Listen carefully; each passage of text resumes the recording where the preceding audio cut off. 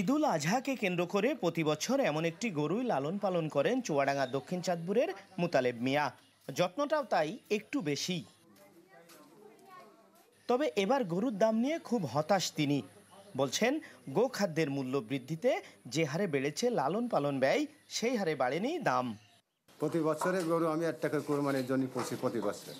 পোষার পরে সেবারে গতবার 2 লাখ টাকা বিক্রি করলাম, এবার 2 লাখ টাকা চাচ্ছি তো হচ্ছে না।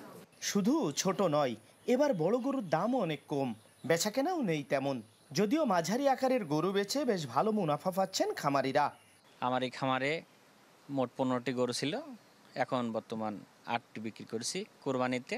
2-4টে গরু পালন করি, হাট ঘুরছি, ব্যাপারীরা আসছে দেখছে এবং আশা করি দাম ভালো পাবো। অনেক বড় গরু যেগুলো 1000 kg, 800 kg weight, 1100 kg weight, এই গরুগুলোর এবার একটু চাহিদা কম। নগদ পেমেন্টে 500 টাকা পর্যন্ত ক্যাশব্যাক আর লেনদেনে প্রতিদিন ডিপ ফ্রিজ এবং ঘন্টায় ঘন্টায় এসি টিভি সহ দারুণ সব গিফট।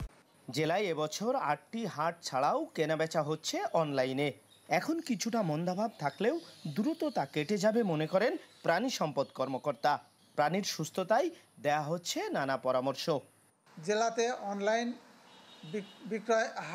বিক্রয় কার্যক্রম চালু আছে এবং এটা কোরবানি পর্যন্ত অব্যাহত থাকবে। আশা করা যায় যে গবাদি পশু বিক্রয় নিয়ে খামারিরা তেমন কোনো সমস্যায় পড়বে না।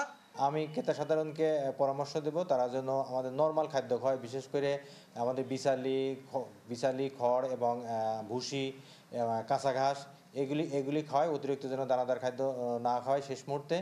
প্রাণী সম্পদ অধিদপ্তরের হিসাবে চুয়াডাঙ্গায় এবছর লালন পালন করা কুরবানির প্রাণীর বাজার মূল্য দাঁড়াবে 1000 কোটি টাকার বেশি। রেজাউল করিম লিটন, চ্যানেল 24, চুয়াডাঙ্গা।